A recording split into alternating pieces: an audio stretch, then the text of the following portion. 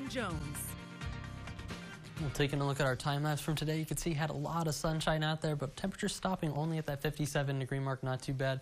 Getting that sunset around 6 p.m. or so, and after that sunset goes, of course, a lot of the temperatures do as well. At the 10 p.m. hour, already making our way down through the 40s, 42 here in town, at least over at the airport right now. A little warmer off to the north at 44 degrees, but also cooler over there in Ballinger, coming in at 38 right now, down towards I-10 around the 40-degree mark for 40 at Junction in Ozona, 41 there in Sonora, so about 4 degrees or so across the entire region. And as we're looking at those dew points, they're following a pretty similar trend from the mid and lower 20s into the northwest or into the northern counties.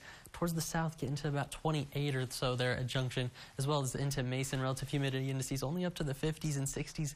Not expecting too much in terms of cloud cover going into the overnight hours. And as we look at the moisture tracker, you can see the weak front that's getting ready to move through the area going into tonight. Going into the next couple of days, makes its way across the Sun Belt. Of course, by Tuesday, we'll start to see some of that return flow from the south.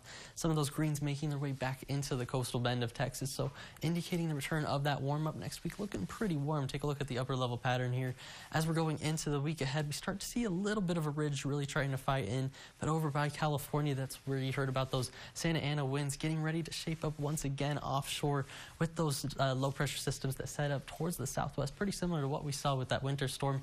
But going into the week ahead, we're going to see how that lines up with this next blast of Arctic air going into Friday and Saturday. You can see this trough really starting to dig down across the central portions of the United States. That's where we have our eye on that next cold front really starting to push in. It looks like from the 70s on Friday down into the 50s by Saturday, and maybe even more for Sunday.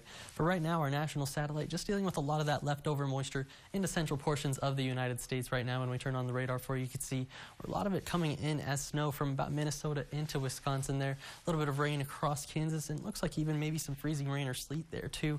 Of course, across the state of Texas, all we're getting is a little bit of that cloud cover finally into the panhandle, even a little bit of snow there up towards the northern parts of the state as well. Looks like the line of rain into snow as well. And as we go into the futurecast for you, you can see that's the trend that's going to continue. We see that moisture working back into the coastal bend as well. Maybe just a little bit of that scattered shower activity, not too much across the state.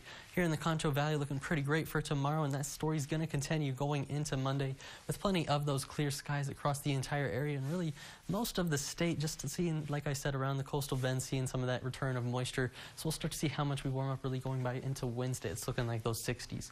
So for tonight, I'm calling around that freezing mark once again. I'm saying 33 here at Mathis Field, but definitely could be back down to freezing or even into the upper 20s in some of those low-lying areas around the area.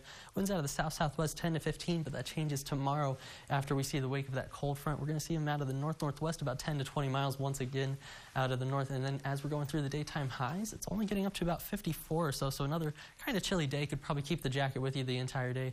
As we take a different look at that going throughout the day, it's really going to be pretty cold going into the morning for you. We're going to see those freezing temperatures once again by the 40s in 10 a.m. and then 50s for those daytime highs. So like I said, definitely looking like jacket weather really into these next 3 days is what we're looking at. 55 only by Tuesday.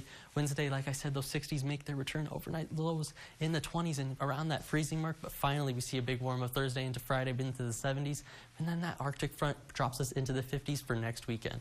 It's going to be all for your 7-day forecast, but stick around for more KSAN news after this.